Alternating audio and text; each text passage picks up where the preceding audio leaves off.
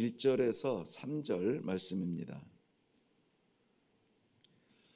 우리 같이 읽도록 합니다. 시작. 이 멜기세덱은 살렘 왕이요 지극히 높으신 하나님의 제사장이라. 여러 왕을 쳐서 죽이고 돌아오는 아브라함을 만나 복을 빈 자라.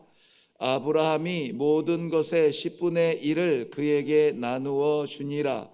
그 이름을 해석하면 먼저는 의의 왕이요 그 다음은 살렘 왕이니 곧 평강의 왕이요 아버지도 없고 어머니도 없고 족보도 없고 시작한 날도 없고 생명의 끝도 없어 하나님의 아들과 닮아서 항상 제사장으로 있느니라. 아멘. 우리 먼저 기도하겠습니다. 주님, 그 이름 예수 그리스도 우리의 유일한 소망이요 생명이요 능력이라고 입술을 열어 이 새벽 첫 호흡으로 찬양하게 하시니 감사합니다. 이것이 공기에 흩어지는 우리의 음정이나 가사가 아니라 마음에 새겨진 우리의 기도가 되어서 하나님께서 기뻐 받으시고 정말 나의 생명, 소망, 능력 되시는 주님과 함께 살아가는 귀한 성도들의 삶이 되게 하여 주시옵소서. 오늘 이 아침에도 말씀을 주사 우리들의 연약한 부분이 더욱더 강건하여지도록 은혜를 베풀어 주실 줄로 믿사옵고 예수님의 이름으로 기도하옵나이다. 아멘.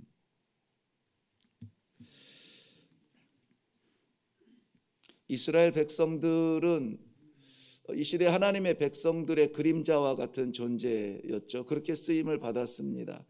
그래서 이스라엘 백성들을 우리가 저 오래전 예루살렘, 이스라엘, 아브라함의 자손 이렇게 상관없이 부르는 이름이 아니라 마치 우리가 이 시대의 이스라엘 백성처럼 하나님 앞에 살아가야 되는 존재, 선택된 백성, 하나님의 복음을 증거해야 되는 사명, 이러한 사람들로 말씀을 묵상할 때에 진정한 의미가 있습니다.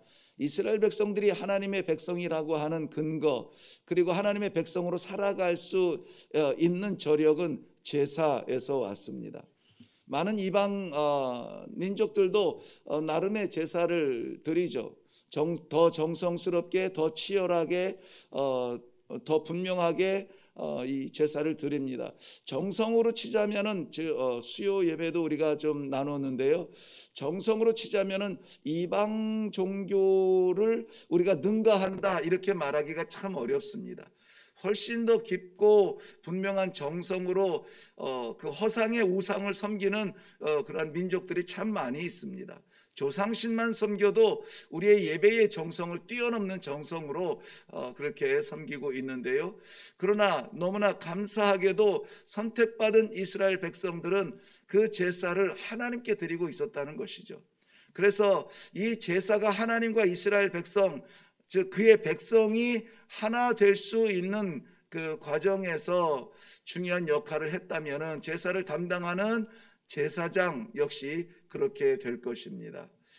그런데 이 시대의 제사장은 말씀을 묵상하고 함께 나누면서 이렇게 살아야 합니다라고 권면하는 설교자, 목사가 아니라 우리 모두 다가 이 세상에 대하여서 왕 같은 제사장으로 부름을 받았다 하는 것은 정말 감격스러운 일입니다.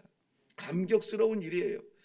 그러므로 우리는 오늘도 살아갈 때 왕 같은 제사장으로 살아가게 될 터인데요. 그 제사장은 오늘 성경 말씀 히브리서에서 계속 10장까지의 내용을 통해서 우리에게 말씀해 주고 싶은 깊은 아버지의 마음이 있는데요.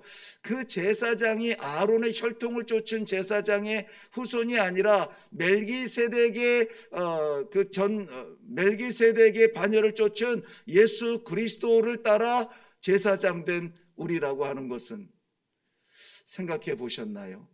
두근거리지 않을 수가 없습니다. 예수님께서 영원한 대제사장이 되셨다는 것은 우리들에게도 그러한 제사를 드릴 수 있도록 책임과 사명이 있다는 것입니다. 오늘은 멜기세덱이라고 하는 성경에 등장한 그 멜기세덱 대제사장을 먼저 좀 살펴보고, 그리고 그의 반차를 쫓은 예수 그리스도의 그 사명에 대해서 우리가 묵상을 하고, 그러면 우리는 어떻게 해야 되는가 하는 것에 대하여서 기도하고 그리고 내려가려고 합니다. 오늘 하루 우리는 제사장으로 이 세상에 파송을 받을 것입니다. 제사장은 자기를 위하여 일하지 않습니다. 제사장은 제사를 드리는 것이 목적이 아닙니다.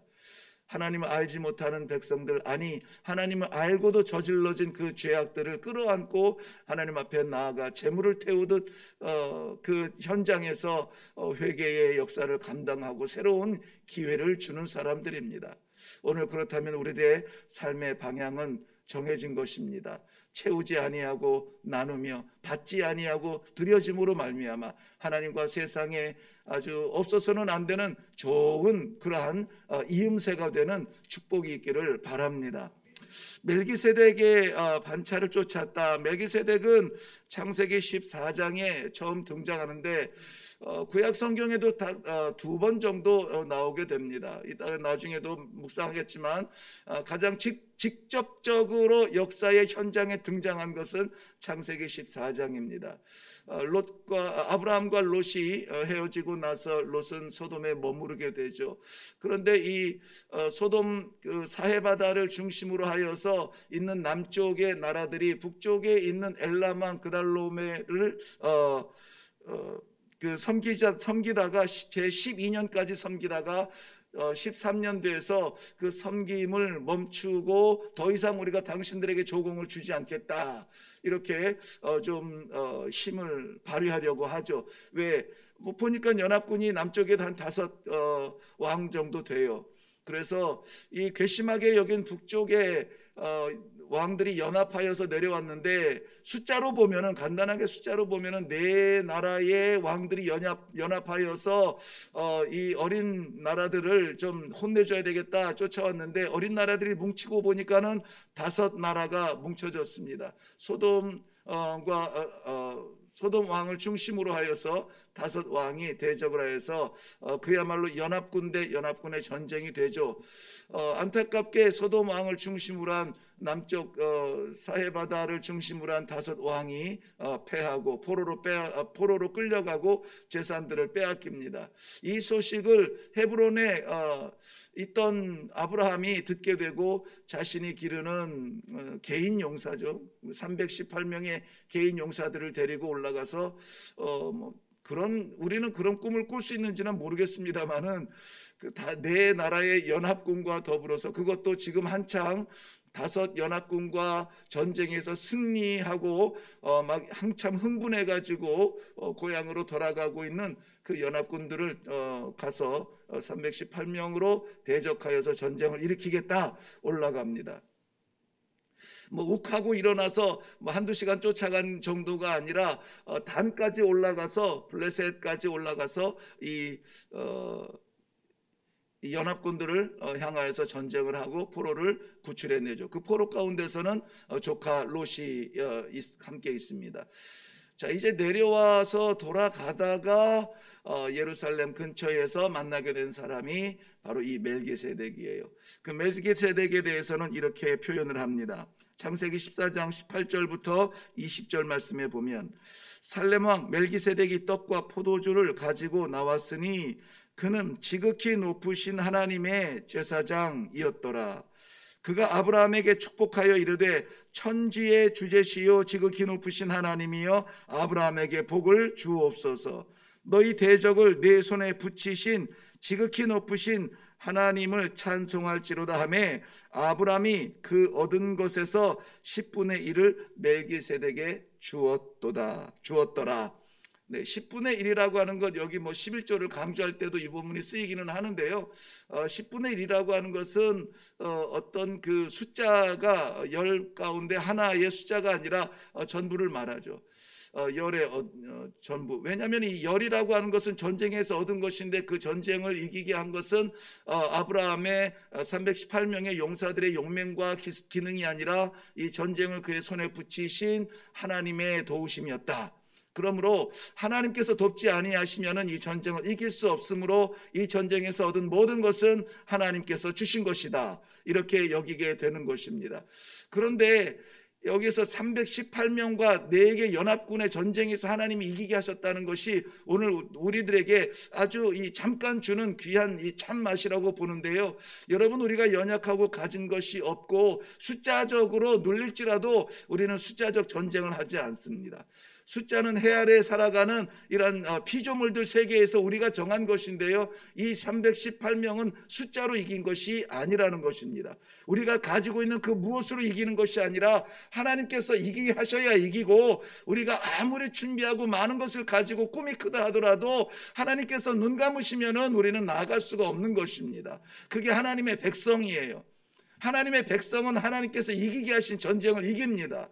하나님의 백성은 하나님께서 막으시는 자리를 나아가지 않습니다. 오늘도 순종으로 나아갈 때 하나님께서 열어주신 그 승리의 길에서 우리의 연약함을 가지고도 세상을 정복하는 승리의 깃발을 꽂을 수 있기를 바랍니다.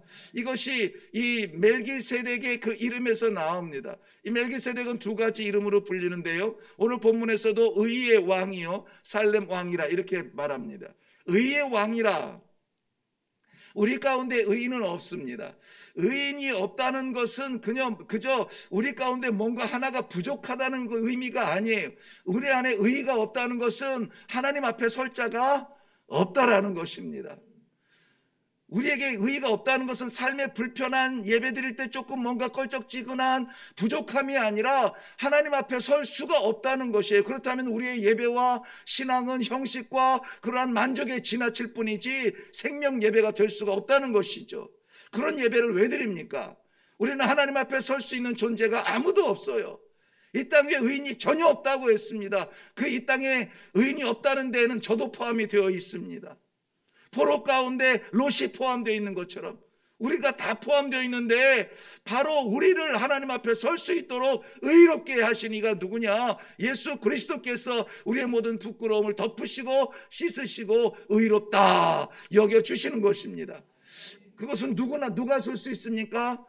능력 있는 사람, 힘 있는 사람, 아무도 줄 수가 없습니다.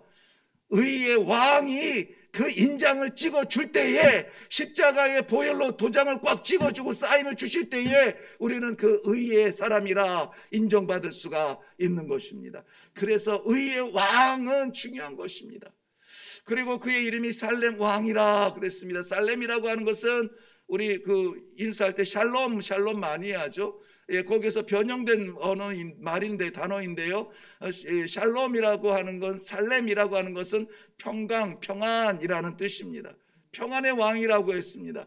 이사야서 9장 6절 말씀에 오실 메시아를 소개할 때에 이는 우리에게 아기 한 아들을 우리에게 낳고 한 아들을 우리에게 주신 바 되었는데 그 어깨에는 정사를 메었고 그 이름은 기묘자라 모사라 전능하신 하나님이라 영존하시는 아버지라 평강의 왕이라 할 것임이라. 누가요? 예수 그리스도가. 이미 이사야를 통하여서 오실 예수 그리스도를 평강의 왕이라, 오실 그가 평강의 왕이라 그랬습니다. 그야말로 세상이 줄 수 없는 그 평강을 우리 주님께서 주실 수 있다. 예수님께서도 스스로 요한복음 14장 27절 말씀에 평안을 너희에게 끼치노니 곧 나의 평안을 너희에게 주노라. 내가 너희에게 주는 것은 세상이 주는 것과 같이 아니하니라. 너희는 마음에 근심하지 말라, 두려워하지 또 말라. 아멘. 이것을 누가 말씀하셨어요? 예수님께서 말씀하셨어요. 여기서 평안을 너희에게 끼치노니라고 하는데 거기에는 뭐가 생략됐냐면은 내가 평안을 너희에게 주겠다는 것입니다. 예수 그리스도께서 주시는 평안은 어떤 평안입니까? 세상의 것과 같지 않다. 세상의 것은 제한적입니다. 곧 사라집니다. 우리에게 뭔가 있으면은 좀 시원할 것 같고, 뭔가 있으면은 만족할 것 같고, 뭔가 있으면은 좀 두 다리 뻗고 잠을 잘 수 있을 것 같지요. 그런데 그거 있다고 해서 그것이 정말 우리의 심령에 평안을 줍니까? 못 줍니다. 제한적이에요. 그 평안을 영원히 가지고 갈 수가 없습니다. 그렇기 때문에 우리는 세상에서 기대하고 소망하는 좀 있었으면 좋겠는 것, 그것이 아니라 예수님이 주신 평안이 필요합니다. 예수님께서 주신 평강이 필요합니다. 누구에게 이 말씀을 했을까요? 그러므로 너희는 마음에 근심하지 말라. 두려워하지도 말라. 마음에 근심이 있고 마음에 두려움이 있고 마음에 염려가 있고 걱정이 있는 사람들은 정말 필요한 것이 무엇이냐? 평안이에요. 누구로부터? 예수 그리스도로부터 주시는 평안입니다. 그러므로 오늘 이 아침에 우리가 구할 것은 주님이 내 안에 계시고 내 안에 계신 그 주님이 나에게 주실 평안을 사모하게 하여 주시옵소서. 뭔가 좀 있으면 좋을 것 같은 그런 것, 우리가 잘못 생각했던 것 있으면 오해하지 아니하고 주께서 주실 영원한 평안을 누리게 하여 주옵소서. 마음에 불안한 사람, 염려가 되는 사람, 근심이 있는 사람, 그러한 사람들은 오늘 예수 그리스도의 평안이 지배할 수 있기를 주님의 이름으로 축원합니다. 감사한 것은 무엇이냐면은 이 제사장이 영원한 제사장이에요. 시작도 없고 끝도 없고 혈통적으로 아비도 어미도 보이지 않습니다. 영원한 대제사장이 되셨다는 것입니다. 멜기세덱이 그러한 것처럼 그림자처럼 예수님을 보여주었다면 예수님은 실질적으로 영원한 제사장, 어제도 오늘도 내일도 변함없으신 예수님께서 우리의 대제사장이 되신다는 것은 우리에게는 너무나 귀한 축복의 말씀입니다. 우리의 필요에 따라서 우리가 정말 뭔가 좀 도움이 필요할 때 갖다 쓰는 이름이 아니라 영원히 우리가 나기도 전에 우리와 함께 하셨고 우리가 살아가는 동안에 우리와 함께 하시고 영원히 하나님 앞에서 우리와 함께 거할 그 예수님이 약속한 의와 평강이 오늘 우리들에게 큰 힘이 될 수 있기를 주님의 이름으로 축원합니다. 우리가 세상에서 갈 수 있는 것도 한계가 있어요. 우리가 얼마나 멀리 간다고 멀리 갈 수 있겠습니까? 그런데 세상에서 멀리 가고 세상에서 좋은 곳 가는 것이 아니라 하나님 아버지의 앞에 설 수 있도록 우리의 대제사장 되신 예수 그리스도를 오늘도 붙드시고 살아갈 때에 하나님께서 기뻐 받으시는 우리 성도님들의 삶이 되시기를 주님의 이름으로 축원합니다. 기도하겠습니다. 아버지, 저희들에게 허락하여 주시는 이 귀한 믿음의 현장, 두근거리는 이 가슴의 뜨거움, 이것을 이 새벽에 짧은 시간에 나누는 데는 너무나 무리가 있습니다. 아버지 만져주시고 아버지 열어주시고 아버지 믿음 주시고 예수 그리스도 나의 영원한 대제사장 되심이 오늘을 살아가는 우리들에게 가장 큰 능력이요 힘이요 소망이 되게 하여 주시옵소서. 감사드리며 예수님 이름으로 기도하옵나이다. 아멘. 네, 늘 안타까움이 있지만 오늘 같은 날 더 좀 안타깝기는 그렇습니다. 우리 멜기세덱이라고 하는 제목으로 말씀을 나눴지만은 멜기세덱이라고 하는 그림자를 쫓아서 실체가 되는 예수 그리스도를 볼 수 있기를 바랍니다. 시편 110편 4절에도 너는 멜기세덱의 서를 짜라 영원한 제사장이라. 우리 주님에게 영원한 대제사장의 직분을 주셨으나 그 제사장의 직분을 오늘 우리들에게 맡기셨습니다. 오늘 우리들에게 맡기셨습니다. 분열의 자리에 서지 않고 하나가 되는 화합의 자리에 서시기를 바라고요. 미움의 자리가 아니라 흠잡는 그러한 음모의 자리가 아니라 사랑하고 베푸는 자리에서 우리의 삶과 시간을 들여서 하나님과 그의 백성들이 만나는 일에 쓰임받는 귀한 왕같은 제사장의 사명을 다할 수 있기를 바랍니다. 아버지 힘 주시옵소서. 숨고 싶어하는 저에게, 도망하고 싶은 저에게 이 사명의 현장에 서게 하여 주시어서 나를 사용하여 주시옵소서. 예수님 때문에 내가 살았다면 나 때문에 누군가 살아야 되지 않겠습니까? 아버지 살리는 사람 되게 하시고 사랑하는 사람 되게 하시고 아버지 앞에서 떠나지 않는 대제사장으로 살아갈 수 있도록 주님 역사하여 주시옵소서.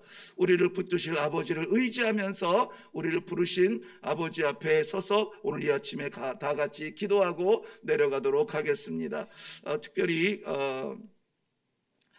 개인적인 부탁이긴 합니다만은 우리 교회 그 최희동 전도사님 이제 화요일까지 아주 중요한 강도사고시 논문을 제출하기 위해서 지금 요 한 주간 고군분투하고 있습니다.